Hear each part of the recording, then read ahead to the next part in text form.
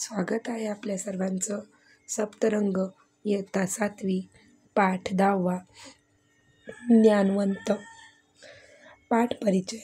आपण कितीही धन आणि ज्ञान कमावले तरी जोपर्यंत आपण इतरांचे दुःख जाणून घेणार नाही आणि ते दुःख दूर करण्यासाठी प्रयत्न करणार नाही तोपर्यंत आपण मिळवलेले ज्ञान आणि धन यांचा काहीही उपयोग नाही. खरा ज्ञानी तोच जो इतरांचे दुःख जाणतो, ते दूर करण्यासाठी झटतो. बघा, पाठ परिचयमध्ये आपल्याला सहज हे सांगितलेलं आहे की दुसऱ्यांचे दुःख जाणून घेणे आणि ते दूर करण्यासाठी प्रयत्न करणारा म्हणजे तोच माणूस, आणि हीच एक ज्ञान एक संत आपल्या शिष्याला देतो. यावरच आपल्याला पूर्ण हा पाठ आहे. बघा, एकेवेळी काशीमध्ये एक संत आपल्या पारंगत नावाच्या शिष्यासोबत राहत होते. बघा, एकेकाळी काशीमध्ये, गाव कोणतं तर काशी, एक संत आपल्या पारंगत नावाच्या म्हणजे त्या शिष्याचं नाव काय होतं तर पारंगत शिष्यासोबत राहत होते. पारंगतने आश्रमात 20 वर्षे राहून सर्व प्रकारचे ज्ञान मिळवले होते. तर पारंगत आश्रमात किती वर्ष राहिला? 20 वर्ष त्या संतासोबत. एक दिवस गुरुदेव त्याला म्हणाले, तू खूप काळ माझी सेवा केली आहेस आणि मी माझ्याकडील सर्व ज्ञान तुला दिले आहे. तू अधिक ज्ञान मिळवण्यासाठी देशात भ्रमण कर, देशातील निरनिराळी तीर्थक्षेत्रे पहा, अधिकाधिक भाषा शिक. बघा, एक संत म्हणजे की ते गुरुदेव त्याच्या शिष्याला पारंगतला असे म्हणतात की तू 20 वर्ष माझ्यासोबत राहिलास आणि सर्व प्रकारचे जेवढे मला ज्ञान येत होते तेवढे मी तुला दिले. आता तू काय कर की देशात भ्रमण कर. भ्रमण म्हणजे की पूर्ण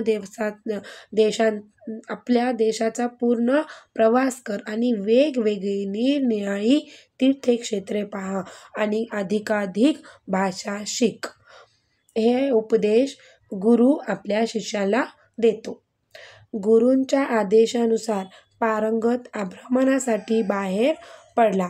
गुरु जसे म्हणले की तू भ्रमण कर पूर्ण आपल्या देशात, तर गुरूंचा हा आदेश मानून, त्यांचा उपदेश मानून पारंगत भ्रमणासाठी बाहेर पडतो. आश्रमातून बाहेर पूर्ण देशात फिरण्यासाठी पारंगत बाहेर पडतो. अनेक वर्षे त्याने विविध भागांमध्ये भ्रमण केले. आता 20 वर्षे तो आश्रमात राहून ज्ञान घेतलं आणि अनेक वर्ष त्यांनी पूर्ण देशात भ्रमण करून खूप ज्ञान मिळवले. खूप साऱ्या भाषा शिकला, भरपूर धनही गोळा केले. त्याने ज्ञानही मिळवले, भाषाही शिकल्या आणि धनही गोळा केला. एक दिवस तो गुरूंच्या आश्रमात परतला आणि काही वर्षानंतर तो एक दिवस गुरूंच्या आश्रमात वापस आला. आपल्या शिष्याने भरपूर धन कमावलेले पाहून गुरुदेव प्रसन्न होतील असे त्याला वाटले. आता तो विचार करतो की गुरुच्या आदेशानुसार तो बाहेर गेलता, त्यानं भाषा शिकलेत, धनही कमावलं आणि त्याला सक्सेसफुल झालेलं पाहून, खूप धन कमावलेलं पाहून गुरुदेव प्रसन्न होतील, खुश होतील असे त्याला वाटले. पण जेव्हा तो आश्रमात पोहोचला तेव्हा गुरुदेव खूप आजारी होते. पण तो जेव्हा आश्रमात पोहोचला तेव्हा गुरुदेव कसे होते तर खूप आजारी होते. ते पाहून त्याला वाईट वाटले. आपले गुरुदेव आजारी आहेत हे पाहून त्याला वाईट वाटले. पण तरीही आनंदाने प्रणाम करून तो म्हणाला, गुरुदेव, मी खूप ज्ञान मिळवले, देशातील साऱ्या भाषा शिकलो, आश्रमासाठी खूप धनही मिळवलेले आहे. आता जेव्हा त्याला वाईट वाटते की आपले गुरुदेव आजारी आहेत, तरीही तो काय करतो की त्यांना प्रणाम करतो, आनंदानेच प्रणाम करतो आणि म्हणतो की गुरुदेव, मी खूप ज्ञान मिळवले, साऱ्या भाषा शिकलो, तुम्ही जसं म्हणले होते मी तसं केलं. तर गुरुदेवांनी शांतपणे त्याचे बोलणे ऐकले. गुरुदेव आजारी होते तरीही त्याचा पारंगतचा आनंद पाहून तो सर्व त्याचे बोलणे शांतपणे ऐकून घेतात. नंतर त्यांनी विचारले. त्यानंतर मग प्रश्न विचारतात. वत्स म्हणजे की शिष्य, लेकरं, बाळा जसं आपण म्हणतो तसं वत्स, तुला भ्रमण करीत असताना म्हणजे तू जेव्हा देशातील भ्रमण करत होतो, तू जेव्हा फिरत होतं तेव्हा स्वतः त्रास असूनही दुसऱ्यांना मदत करणारा माणूस भेटला का? तू जेव्हा पूर्ण देशभर फिरत होतं तेव्हा तुला स्वतःला त्रास करून घेणारा पण तरीही दुसऱ्यांना मदत करणारा माणूस तुला भेटला का? बाळाला भुकेने व्याकुळ होऊन रडताना पाहून आपले दूधरहित दूध पाजणारी आई दिसली का? एकतर ते दुसऱ्याला मदत करणारा माणूस भेटला का?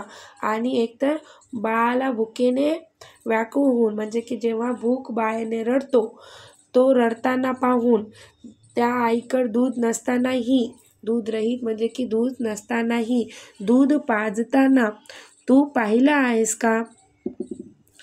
पाजणारी आई तुला दिसली का? मग पारंगतने उत्तर दिले, अशी माणसे तर प्रत्येक जागीच दिसली. अशी माणसे, कोणती माणसे? दूध रहित दूध पाजणारी आई आणि दुसऱ्यांना, आपण स्वतः त्रासात असतानाही दुसऱ्याला मदत करणारी माणसं मला प्रत्येक जागी दिसली. आता पुढे बघा. मग गुरुदेवांनी विचारले, अशा माणसांविषयी तुझ्या मनात थोडी तरी सहानुभूती जागी झाली का? मग आता काय म्हणतात गुरुदेव? विचारतात त्याला की अशी माणसं तू दिसली म्हणतोस, तू पाहिली म्हणतोस, मग अशा लोकांविषयी, अशा माणसांविषयी तुझ्या मनात सहानुभूती निर्माण झाली का? त्यांच्यावर दया आली का? मग त्यांना तू प्रेमाने त्यांच्या समस्या विचारल्यास का? जर सहानुभूती आली का, तुला त्यांची दया आली का आणि तू प्रेमाने त्यांच्या समस्या, त्यांच्या प्रॉब्लेम्स तू विचारल्यात का? मग पारंगत म्हणाला, गुरुदेव, मी जर असल्या भानगडींमध्ये पडलो असतो तर मला आपल्या आज्ञेचे पालन करताच आले नसते. आपल्या गोष्टींकडे लक्ष देण्याएवढा माझ्याकडे वेळही नव्हता. आता पारंगत काय म्हणतो, मी जर त्यांच्या समस्या विचारत बसलो असतो, त्यांच्यावर दया करत बसलो असतो, तर तुम्ही जे मला सांगितलं होतं की पूर्ण देशभर भ्रमण कर, भाषा शिक, तीर्थक्षेत्रे पहा, तर माझ्याकडून हे झालं असतं का? नाही. तुमच्या आदेशाचं पालन माझ्याकडून झालं नसतं आणि माझ्याकडे तेवढा वेळही नव्हता. मग गुरुदेव म्हणाले, वत्स, बाळा, शिष्य, तू खूप साऱ्या भाषा शिकलास, धनही कमावलेस, पण ज्याच्यासाठी मी तुला पाठवले होते ती अमूल्य भाषाच शिकला नाहीस तू एवढा ज्ञानी असूनही आजही प्रेम, दया आणि सहानुभूतीची भाषा जाणत नाहीस. जर तू खरा ज्ञानी असतास तर दुःखितांचे दुःख पाहूनही तुला त्यांच्याकडे दुर्लक्ष न करता त्यांचे दुःख दूर करण्याचा प्रयत्न केला असतास. बघा, गुरुदेव काय म्हणतात की मी जे तुला करण्यासाठी सांगितलं होतं, मी जे तुला आदेश दिला होता की तू भाषा शिक. आता भाषा कशाच्या शिकायला सांगितल्या होत्या गुरुदेवांनी? प्रेम, दया आणि सहानुभूतीची भाषा शिकण्यासाठी. पण तू हे अमूल्य तुने धन खूप कमावलंस, भाषा शिकलास, पण कोणती अमूल्य गोष्टी शिकला नाही की दुसऱ्या लोकांची मदत करणे, त्यांच्यावर दया करणे, त्यांची सहानुभूती करणे. तू जर दुःखितांचे दुःख पाहूनही त्यांच्यावर दुर्लक्ष करतोस तर तुझे एवढे धन आणि तुझे एवढे ज्ञान काहीही कामाचे नाही आहे. तर सर्वात मोठे धन आणि ज्ञान काय असेल तर ते दुःख दुसऱ्यांचे दूर करण्यात आहे. जे दुःखी आहे त्यांचे दुःख जाणून घेऊन ते दुःख आपण संपव नाही तर कमीत कमी तरीही करू शकणार, म्हणजे तर तुम्ही ज्ञानी. ज्यावेळी तू तुझे गुरुदेव रुग्ण अवस्थेत पडलेले पाहूनही आनंदाने स्वतःचीच गोष्ट सांगत बसलास, त्यावेळी तर तू साऱ्याच मर्यादा ओलांडल्या. बघा, जेव्हा पारंगत वापस आला होता आश्रमात, तेव्हा गुरुदेव आजारी होते. मग त्यानं काय करायला पाहिजे होतं? आपलं सर्व आनंद बाजूला ठेवून गुरुदेवांना त्यांची तब्येत कशी आहे, त्यांना काय आजार झाला, त्यांनी जेवण केलं का, त्यांची अशी विविध काळजी न घेता त्यानं स्वतःचं जे आनंद आहे तेच अगोदर मानलं होतं. त्यामुळे त्यानं सर्वच मर्यादा ओलांडल्यात असे गुरुदेव पारंगतला म्हणतात. पारंगतला गुरुदेवांच्या बोलण्याचा अर्थ समजला. आता जेव्हा गुरुदेव त्याला सर्व समजावून सांगत होते, तेव्हा मग पारंगतला गुरुदेवांच्या बोलण्याचा अर्थ समजला. तो स्वतःच्या अज्ञानाबद्दल क्षमा मागू लागला. प्रेमभावाने दुखितांना मदत करण्यासाठी पारंगत आश्रमातून बाहेर पडला. इतरांचे दुःख जाणून ते दूर करणाराच खरा ज्ञानी असतो हे त्याला उमगले. बघा, आता शेवटी पारंगतला आपली चूक समजली आणि त्यांनी क्षमा मागितली गुरुदेवाची आणि प्रेमाभावाने दुःखितांना मदत करण्यासाठी तो आश्रमातून बाहेर पडला.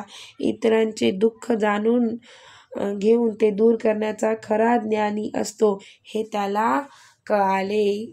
हे त्याला पूर्ण ज्ञान आता त्याला मिळाले. इथे आपला पाठ संपला. कसा वाटला पाठ कॉमेंटमध्ये सांगा.